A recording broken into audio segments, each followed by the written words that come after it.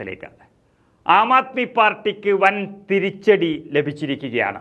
പഞ്ചാബിലെ ആം ആദ്മി പാർട്ടിയുടെ ഏക എംപിയും MLAയും BJPയിൽ ചേർന്നിരിക്കുന്നു. Jalandhar MP Sushil Kumar Rinku, Jalandhar west MLA Sheetal Angural എന്നിവരാണ് BJPയിൽ ചേർന്നത്.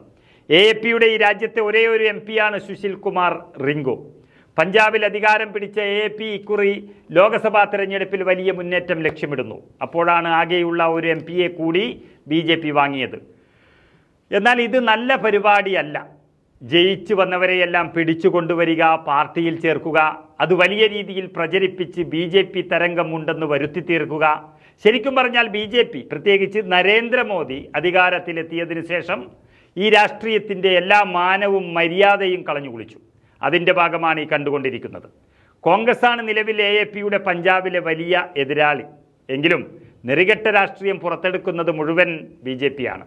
സംസ്ഥാനത്തെ ശക്തിയിൽ താരതമ്യേന ദുർബലരാണ് അവിടെ BJP. ഒരുപക്ഷെ ശിരോമണി അകാലിദളിനും പിന്നിൽ 4ാം സ്ഥാനത്തായി വരും BJP. ആകെയുള്ള 13 ലോക്സഭാ സീറ്റുകളിൽ ഇക്കുറി AAPയും കോൺഗ്രസും തമ്മിലാണ് കനത്ത പോരാട്ടം നടക്കുന്നത്. മറ്റിടങ്ങളിൽ സഖ്യമായി മത്സരിക്കുന്ന ഇരു പാർട്ടികളും തമ്മിൽ പഞ്ചാബിൽ നേർക്കുനേർ പോരാട്ടം എന്നുള്ളത് വേറൊരു ശ്രദ്ധേയമായ കാര്യമാണ്. AAPയെ ദുർബലപ്പെടുത്തുന്നതാണ് BJPയുടെ നീക്കമെങ്കിലും ഈ രാഷ്ട്രീയ കുതിരക്കച്ചവടത്തെ കോൺഗ്രസ് ശക്തമായി തന്നെ അപലപിച്ചിട്ടുണ്ട്.